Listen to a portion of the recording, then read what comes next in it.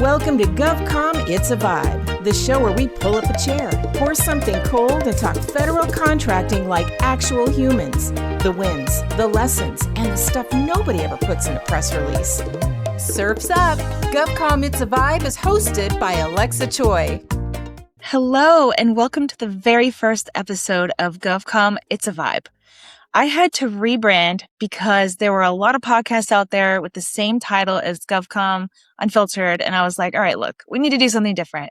And also, I really wanted to take the level down and be way more casual and talk to people on like a one-on-one as if we were sitting next to a pool with a drink, with a tiny umbrella, and really just kind of get into that vibe because ultimately GovCom is a vibe. So welcome to our very first guest today, Lucy. Thank you so much for agreeing to do this. First things first, tell us about you.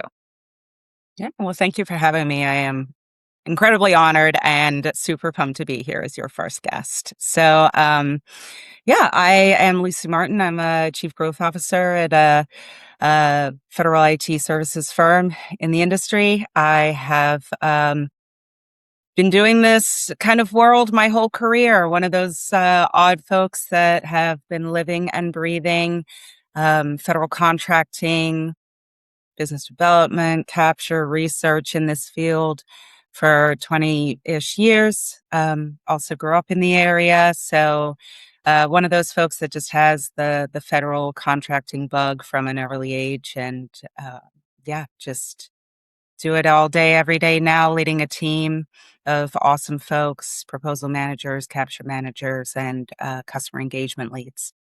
Love that. Awesome. So before we jump into the more deal-focused questions, let me ask you this. How did we suck you into this industry to start with? Did you start as like a baby BD person and come up that way? Or did you start from like a different angle? What was your jump-in point? Sure. Yeah. So I thought, going through college, right, I never Nobody ever is like, ooh, government contracting. Yeah, Woo. no, totally not. I thought I was going to be, frankly, doing international travel. I had dreams of like State Department, Peace Corps, saving the world. But graduating grad school, public policy masters, right in 2010, kind of still legacy recession. Jobs were kind of slim pickings, and very thankful for a network and family, friends, and folks in the area who pointed me to a firm that I know you were also working at the time, Input, where we were doing government research and analysis on behalf of customers. And so that's where I was able to get a lead and just was very grateful to be given an opportunity to have a job that lent itself to understanding policy and trends and customer outreach and things that I thought I would be able to use my skill set to provide some value. So I jumped in and ended up supporting a multitude of different teams, including focusing on the Army, as well as their upcoming at that time architecture and engineering component of the business. And that really afforded me an opportunity to go from stepping in day one, truly not understanding what I was stepping into, not knowing what government contracting really was, to absolutely being thrown in the deep end of calling contract specialists, officers every day, fumbling through and learning very quickly what was a market research, an RFI, as sources sought, an RFP, picking up all of those acronyms and terms. And then also in the, at the same time, learning a lot about the budget life cycle and the buying annual trends and what it means to be providing value to the customer base that was using our services so that I could really provide them with the research support that they needed. And so that's how I jumped in. I thought it was a fascinating industry, and I saw how there was a lot of problems to be solved. And I think, if anything, I have a mind that likes to be kept busy, kind of puzzle solver, right? And there's a lot of that to be done in this industry. So I got hooked pretty quickly and then just never left. Love that. Yeah, so that company, Input, back in the day, for those listening that might not know, is now today GovWin, which is still the 800-pound gorilla in the room when it comes to market intelligence tools so many years later. And it's interesting because, the company has been around for so long that they're like an institution. And I remember when I interviewed there too, I was like, I can do the job you're asking me to do, which was account management. That was my first jump into GovCon as well. And I was like, but I've never said the word procurement in my life. I have no idea what you're talking about. So you're going to have to start and explain that part to me. But when I first started realizing that actually they're talking about the dollars that we pay in taxes, and it was also coinciding with the time I first started having to pay taxes, I was like, wait a second. So this is where all of our taxpayer dollars go? Oh, okay. I need to know about this. And so once you start putting all the dots together, you start really realizing like the impact of the American people, the taxes, and like how the whole like 360 view kind of looks, It's pretty cool to get that inside look. And yeah, like you said, when you understand how it all ties together and how the decisions that are being made on the Hill, right, and from a policy perspective, then end up flowing down to contracts and the opportunities and the market research and the sources thoughts we see. It's really enlightening to understand how it all comes full life cycle. Yeah, absolutely. All right, let me ask you a little bit more of like a technical question. Everybody says these days that they're mission obsessed or deal obsessed, but what does that mean to you? There's so many points within a deal where things can fall completely apart. So walk me through one of your big deals, one of your big pursuits, where you were able to save it, and what did you do, and how did you identify early enough to make the pivot? Walk me through some of those tactics. Yeah, I think there's a lot we can unpack there, right? First, I think is making sure that when we talk about a big pursuit, or a lot of times we hear like the must-win pursuit, right? That we're picking we're picking the right ones to do that. And those decisions really happen, as you know, months or years in advance of understanding alignment with what makes sense for the company you are today and the company you're going to be 6 months from now and a year from now. So a lot of times, right, when a deal is live at this point, a must-win deal for the company that I'm at, when I'm lucky enough to be leading and managing a team that has a lot of really great expertise on it and people that are top in their game, my hope at that point when it's live is that there's very little I'm doing at 11 o'clock at night other than thinking about the next set of problems we're solving as a company 6-12 months from now. But at the same time, keeping an eye on when it's time to gracefully exit a deal. That is absolutely my top probably corporate responsibility. And no one is going to the boss and advocating why we need to back out and inform partners and and pivot away when we've put in the hours, the BMP, the time and the effort. But those do happen. And frankly, I think they happen they happen at any phase of a company's maturity, but they should be happening more as you get more mature, I think. And I think more so selective. Too. So a lot of my time is spent monitoring that. But to your point, when can we save one?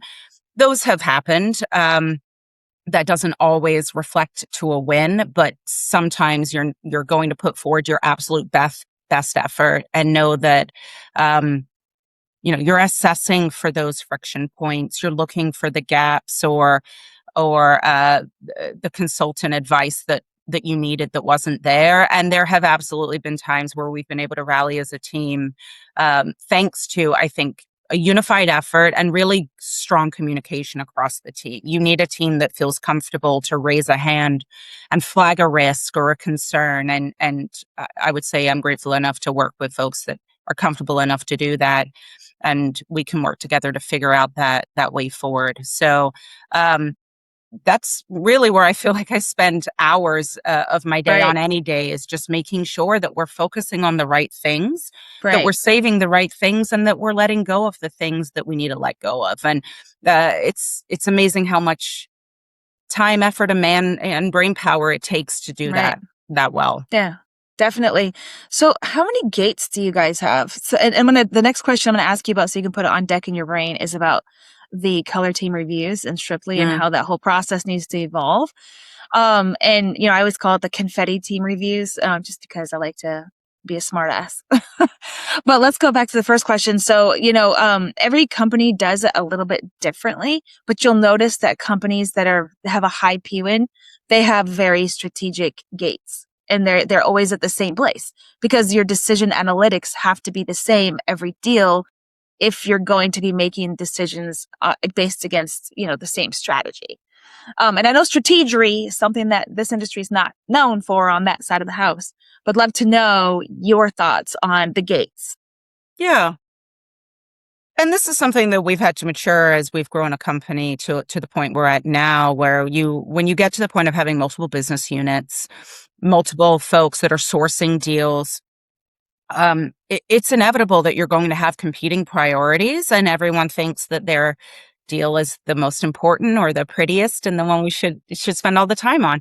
So we do have a gate review process. I will say that in week to week or day to day review of a pipeline, I really empower those that are sourcing deals, which really comes across a collective of analysts, business development leads, and capture individuals that are keeping a pulse on the market. They're empowered to identify opportunities. It's really at the point of an identification of qualification would be a gate one. And at that point, we're answering about 5 key questions, which I think is fairly standard. And up until that point, like, anything can be thrown in a CRM tool in a pipeline, and I'm not asking questions, right? It's an opportunity for them to build some insight, and then we will talk through that qualification process together at gate one. And then when they are ready, they pose to me a schedule for getting a gate two, which we would call a qualification into capture, really that true hard-hitting review of why would we truly put our capture resources and the full team B&P on this. I've worked at companies in the past where you are called upon on that schedule, right? It's been 5 months, and I expect you to do this gate for, review in front of the board now, and you're going to sit and do that. That's not the way we do it. Because again, I want to empower that if something needs to be no bid or sunset or switch to a subcontract, we should do that, and no questions are going to be asked. I believe that they will know when that's the right decision to be made. And so if we're posing it up to a gate two and moving it into capture, for the most part, we're doing that with the right deals where the whole team feels confident that those are the ones we should be taking a very close look at. And then after that, we'll do a reassessment at live go time at gate 3, just to make sure nothing's changed, a sanity check. But those are the 3 we have. I purposefully keep them gate reviews to be pretty simple and easy, and we're not using PowerPoint, and we're having it framed. What do you use? That's my question. For the most part, we are embedding it through our pipeline tool, which is one that I source commercially. It's called Pipeline CRM. And then I found it to be highly customizable. I have customized it for what we need. Awesome. And it's also been fantastic for scaling with us over the years, from being a scrappy startup to what we are today. So for now, we have not changed. I pulse options every year, and we've looked into pivoting, but it's not seemed like we needed to do that yet. So, do you use this tool also as a CRM? Is it like a pipeline and a CRM combined together? It is. It has the people, the deals, the contacts, a calendar. It's highly integrated across the team. Wow. When we frame out capture plans, we actually do it in Confluence. So each one is wiki style capture template for high collaboration across the team.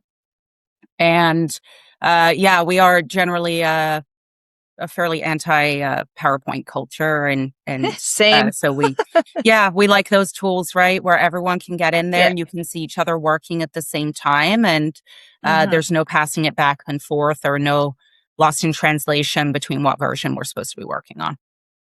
I love it. I haven't heard the word Confluence in a while. You're taking me back. And I actually think this is great, because I'm known for talking about go to market, and it's just a fundamental different shift in thinking. It's like a different framework. It's like going from waterfall to agile. This is what I like to tell people and how I explain it. Like, if you're doing things where like RFI, and then you have the BD person, then you have the capture, and then you hand it to your proposal people, and somewhere in the middle, green team gets involved and activates, you know what I mean? And this is just very like one thing leads to another, leads to another, leads to another. But ultimately, if you don't have it activated as a team, a whole team, then you can't be as successful together. And that's really go-to-market thinking, is having your whole team working on the same things at the same time. So I really love this concept that you guys have been building. Talk to me about color team reviews. I think the whole thing's going to go away, because back to my thought process of going from waterfall to agile. I couldn't agree with you more. I think that even the way we've done them for the 7 years I've been at the company I'm at now has shifted. And that shift is in alignment with where the market is going. When you are looking at the types of models that we have being embraced by our buyers today, very show me style model, right? Whether that's technical demonstrations or, multi-phase pilots. The need for a robust color team review cycle becomes close to unnecessary, in my opinion. We've always been fairly light with it. I think that we've gone from probably having just one strong red review and internal gold, which is still a framework that occasionally makes sense, to now more a technical sanity check, probably sending it to one or two technical subject matter experts that we're working, whether that's internally or through a partner, to sanity check a framework before you're sending it out in whatever kind of white paper or CSO style model. But, collecting 100+ comments from 30 reviewers that you're then taking 2 days to try and recover, and you're probably deleting half of them because they're not helpful. I mean, who has the time for that anymore? It's just, it's not serving its purpose. Yeah, no, I totally agree with you. And this leads to my next question, which is about AI. You literally can't turn around in this town without bumping into another AI tool. And I don't know if I have the misfortune of being the person who's been asked to evaluate every single one of them by the people that started them. I just can't keep up anymore.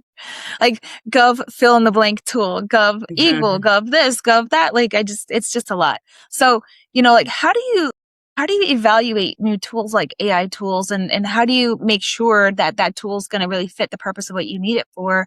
And like, what's your process that you go through? And have you found something that's really, truly additive to your process?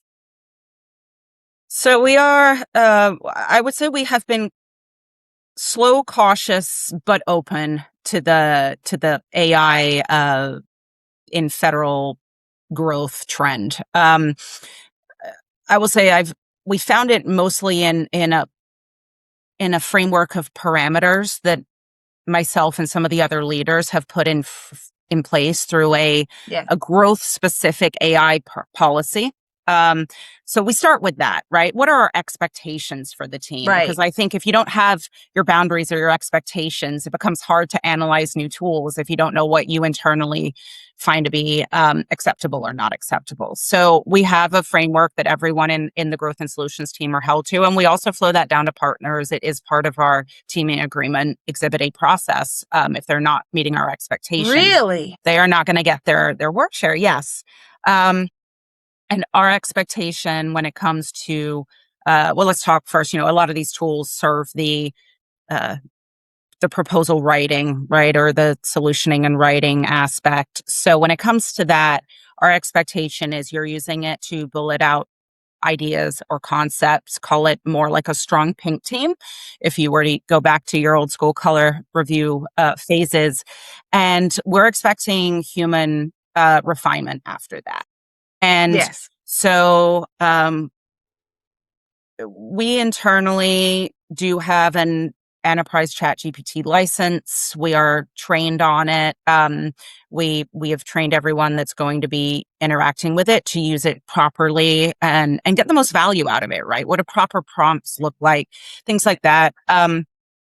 And we are also building a few internal tools that are driven out of our CTO shop with his team in terms of integrating into a one kind of a one internal infrastructure AI tool that serves a few different purposes. One being the growth function in terms of helping us analyze past performance and capabilities against opportunities and things like that, taking a little bit of that initial analytical decision making off of our plate, but also helping with other automation of processes across the different business unit functions. So we're not anti-AI, but I think that making sure that it's done thoughtfully, that it is, to your point, serving a value and a business purpose and isn't Yeah. just replacing the human brain power that needs to be really there to truly drive value in whatever you're doing. That's our philosophy. So we also are, I would dare to say, probably one of the first companies in the industry that is fully invested in an AI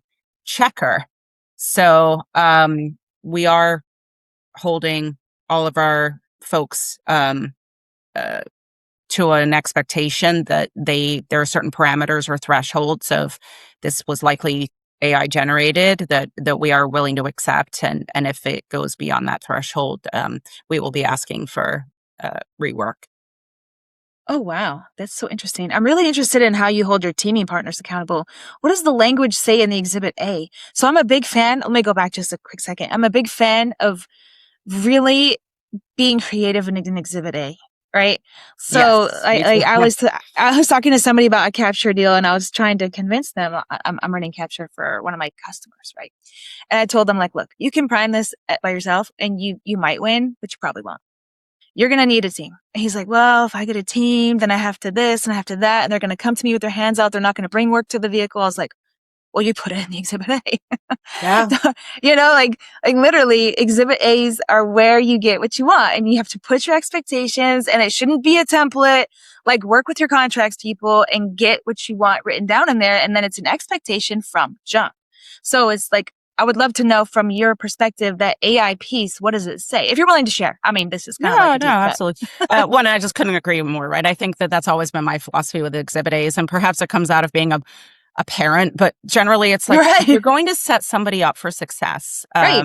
No matter their age. The best way to do that is to be clear in your expectations of everyone's role and responsibility and whatever you're jumping into, right? And then allow people to rise to meet that, or clearly frame out what the consequences will be if they don't. And so the same way that many parents are probably nodding their head that, yeah, like that's how you manage to parent, but that's what we do in our Exhibit A's. And I've always been an advocate of that. So whether it was, pre-AI, just more very descriptive role and responsibility of this is what you're going to bring to the table, and this is what you will get when those are met. Now, when it comes to AI, and some of that is now template in there, which is essentially, one, it mirrors the expectation I already just laid out that you're going to, AI shall be used up to a certain threshold. And we're not unreasonable. I think, honestly, it's up to, if I can recall off the top of head, something like 60%. I mean, so like there is an allowance of error, or one, we know these AI checker tools aren't perfect, so we want to give some grace with that, but we also understand that they are a part of everyone's life now.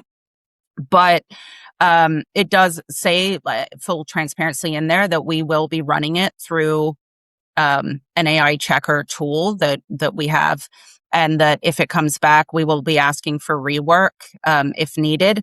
And folks basically have 2 opportunities to do that, and if not, like, they can expect that their content will not be used in our proposal. And so if you're not meeting the expectation, and that's one of the roles and responsibilities, then that is potentially an outcome of not receiving your work share upon our award. Wow. Okay. So what is this AI checker tool you have? Because I don't think I've heard of one out there.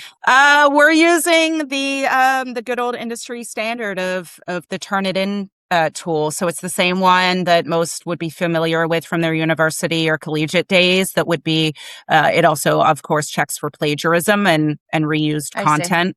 But they have a pretty impressive, best in class generative AI checker tool now that's integrated into it because, of course, college students are using those uh, Oh, yeah. lovely AI solutions as well, right? So it's not unheard of. They do a by the document model. So recommend that others go check that out. You can buy a certain package of documents annually and run them through the checker. So for the most part, right, we're not doing every capability statement or Right. RFI, but if these are true thought leadership pieces, whether that's a white paper or some kind of final product going to a customer, we want to make sure that those ideas, one, are our own and something that we truly validated and weren't just created Right. by AI, but also like validating that that's something that we could actually deliver to. So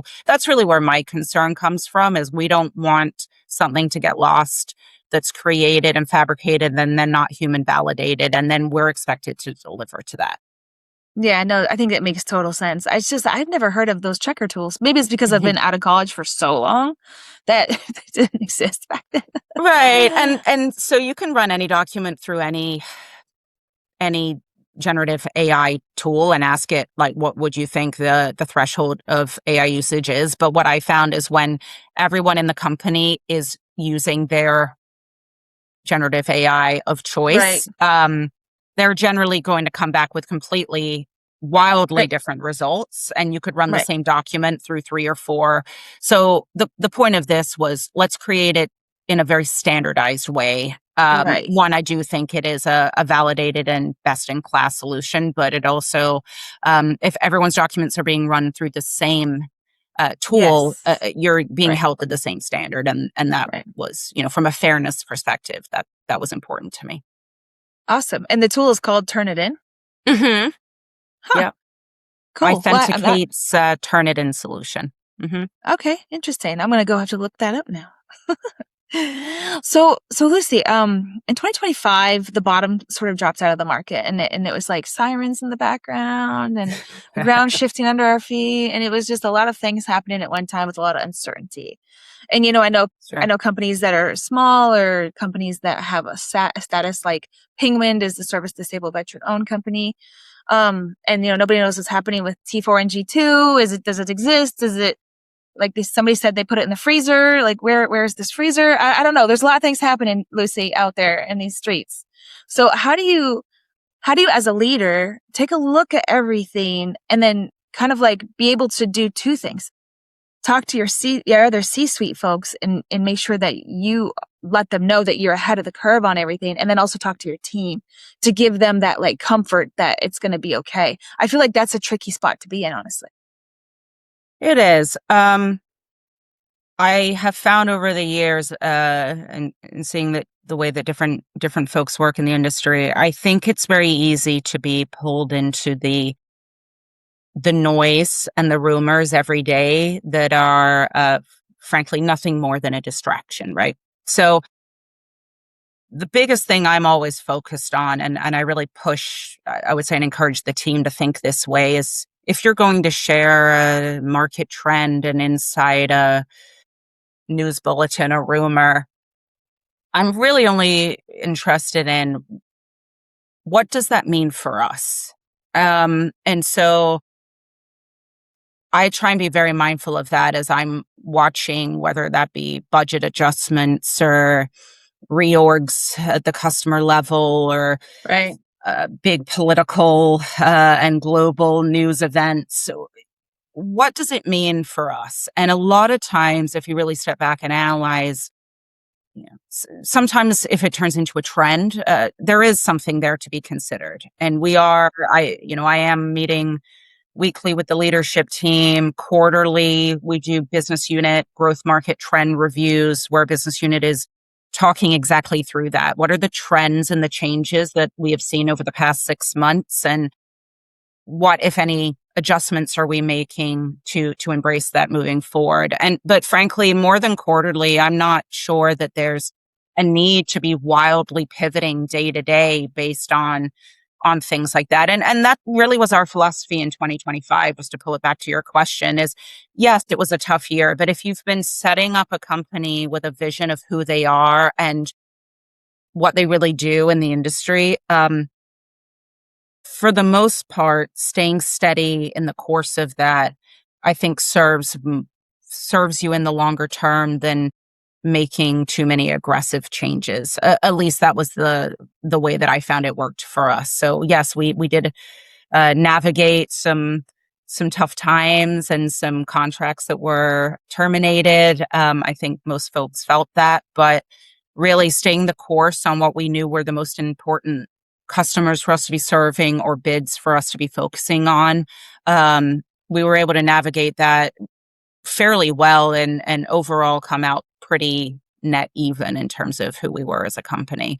And so, yeah, I pushed that down to the team too, right? I mean, a lot of times folks are dropping, but we have a very lively teams, Yeah, I'm sure.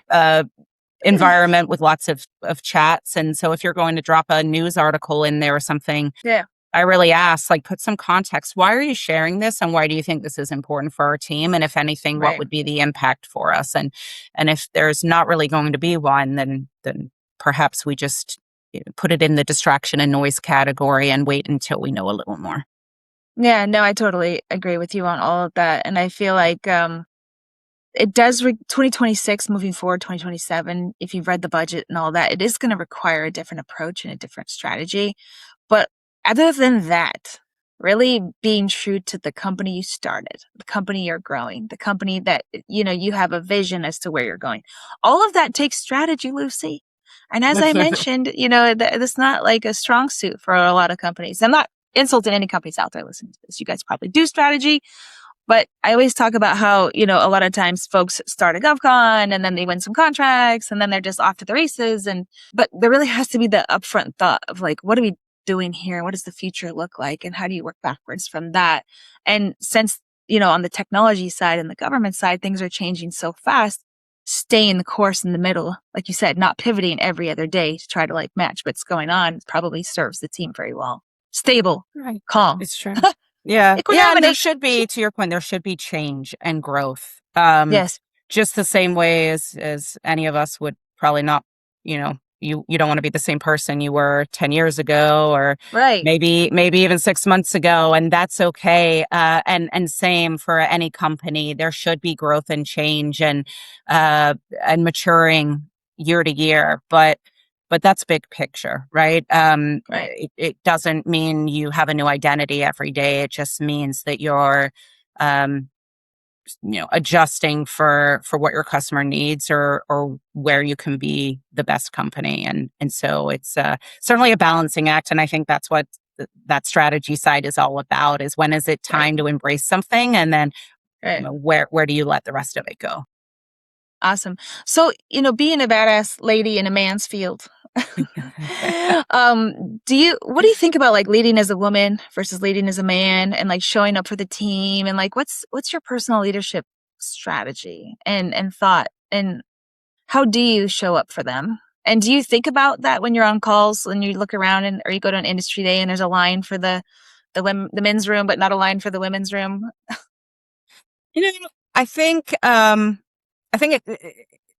you can't be ignorant to the fact that that is there. But where I've always found myself to be able to personally resonate with most folks in industry is that I'm certainly facts driven, right?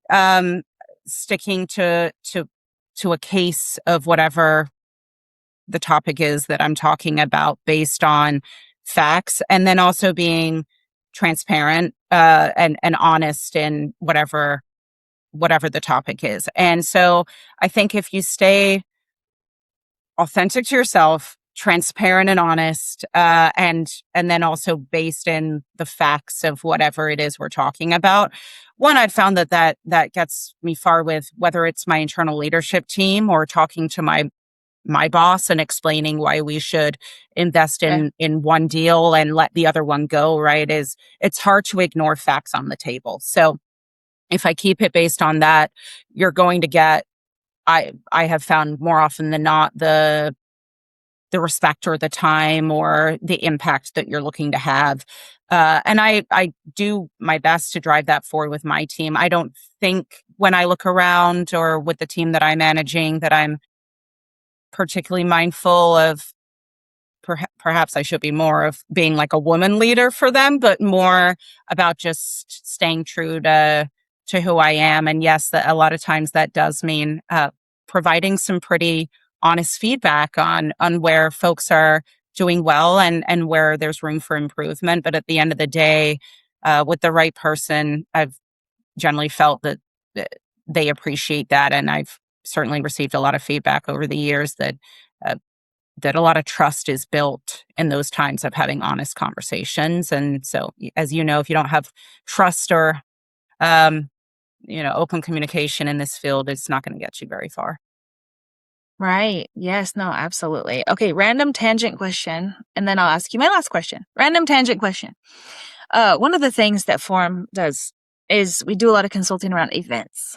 And this is a very hot topic because everybody's budgets are kind of smaller than they used to be. So you have to be very strategic about what events you go to.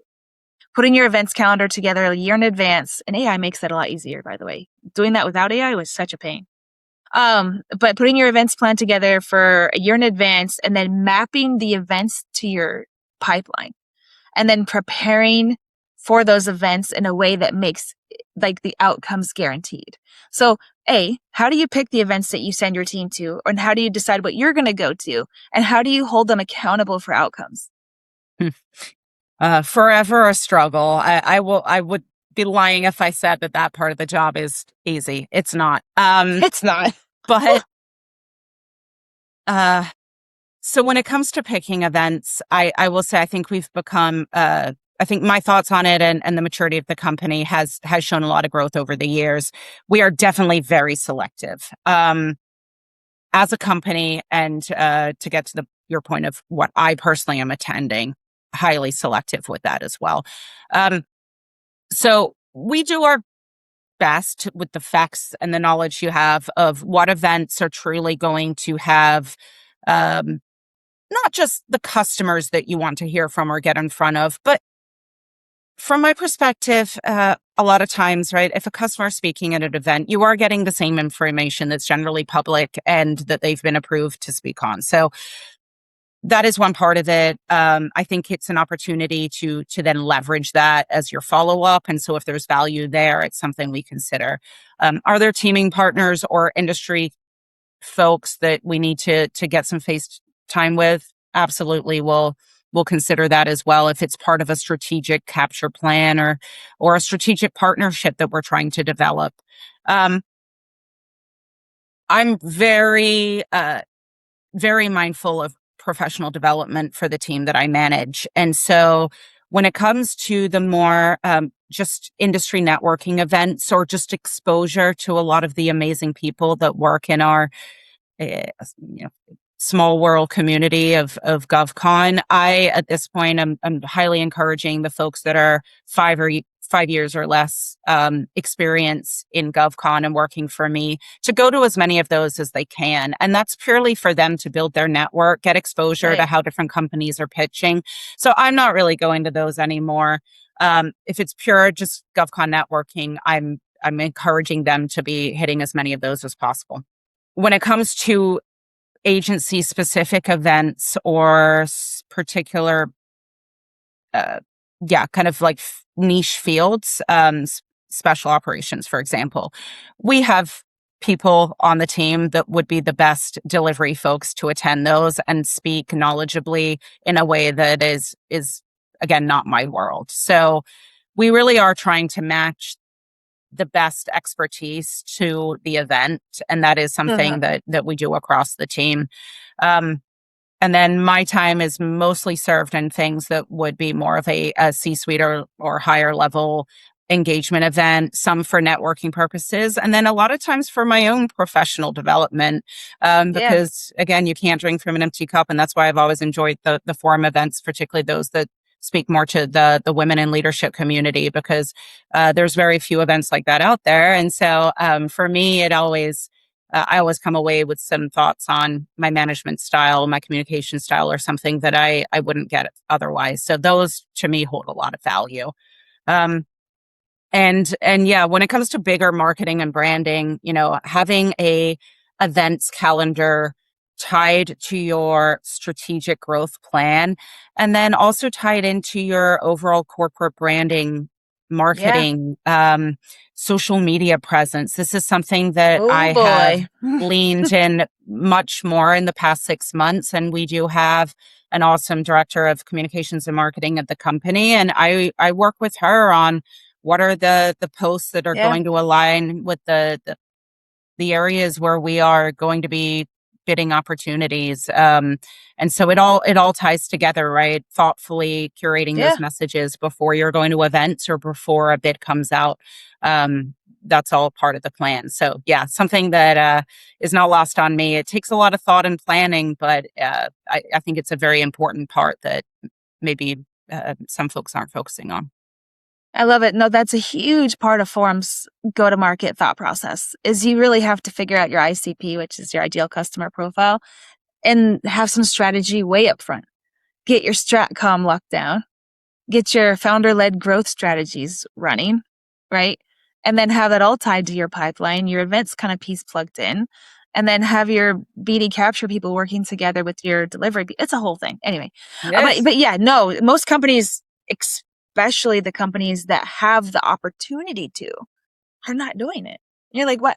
Why are you leaving all this on the table? Like you could be out there, talking like Steampunk, for example. They do a great job on the marketing side of the house. It's hot pink. They give away Converse. They call them like Punk Life. I'm like, dang, I want to go work there. Shoot. But Yeah. like Good they're time. winning the talent war, man. And what people don't realize is that is like a very big part of our business. And so I really appreciate you saying that. It validates all the things I'm doing. So okay, last question. If somebody was listening to this, whether it be a man, woman, and they were looking to get into the CGO seat and they weren't there yet, what would you recommend that they focus on to kind of get there one day? Hmm.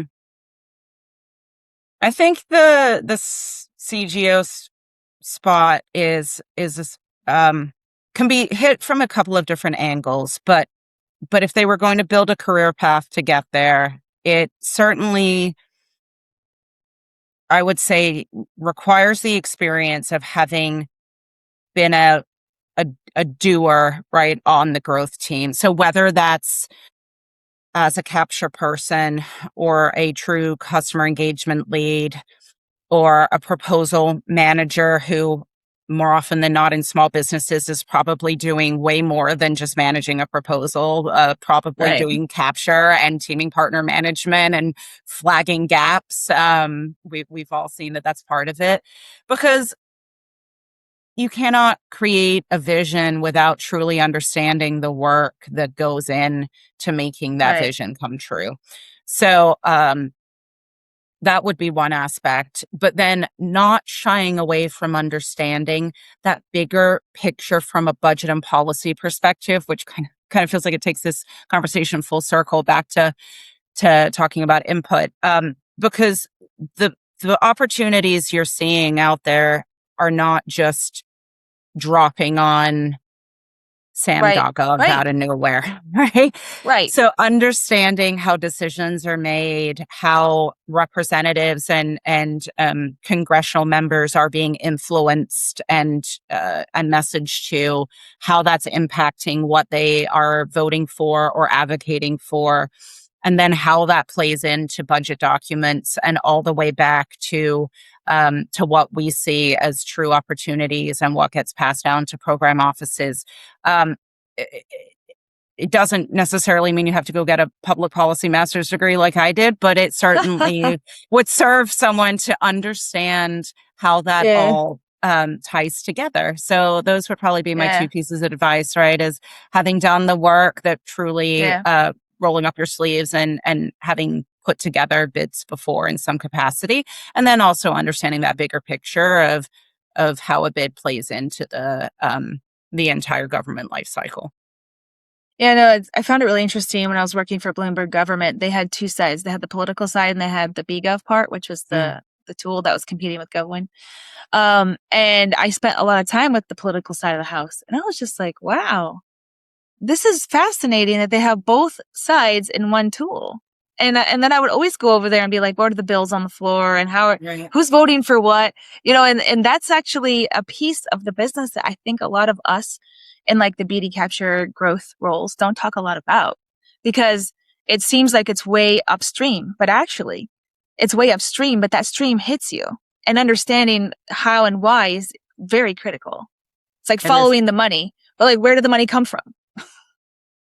And how can, you always talk about go to market, right? And being ahead of it, being 6 steps ahead, like building those relationships or going to get FaceTime with your representatives is actually a great way to do that. So, yeah.